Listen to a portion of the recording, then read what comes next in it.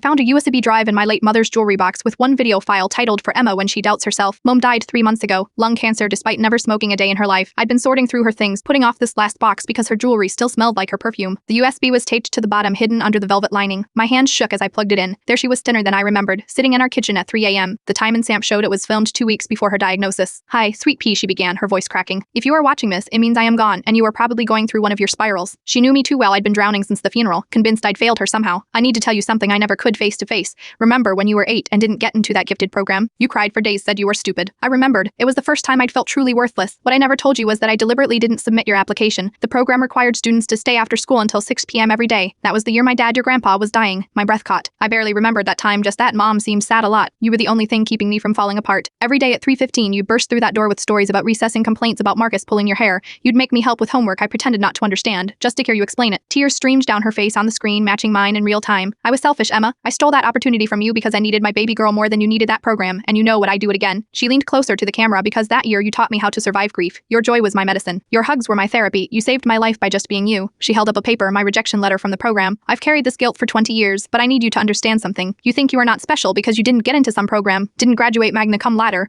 didn't become a doctor like your cousins. She crumpled the letter. But baby, you became something better. You became the kind of person who sits with strangers at bus stops when they're crying, who remembers every coworker's birthday, who calls your friends just to check in. My phone buzzed, 3 missed calls from my best friend, checking on me like she had every day since the funeral. That's your gift, Emma, not test scores or achievements. You make people feel less alone in this world. You made me feel less alone. She wiped her eyes, then smiled, that crooked smile I missed so much. So when you doubt yourself, when you feel like you are not enough, remember this. You were 8 years old and you saved your mother's life just by being yourself. Imagine what you can do now. The video had more to say, but I couldn't see through my tears. I found 4 more USBs in that box for Emma's wedding day, for Emma's first heartbreak, for Emma when she becomes a mom, for Emma's 40th birthday. She'd hidden little pieces of herself for all the moments she knew she'd miss. Each video was filmed during those 3 a.m. hours when she couldn't sleep, when the cancer was stealing her time but not her love. I am not special the way the world measures special, but Mom saw something in me I am only beginning to understand. Tomorrow, I am volunteering at the hospital's cancer ward. I might not be a doctor, but I can sit with someone who's scared. I can be what she taught me to be, someone who makes people feel less alone.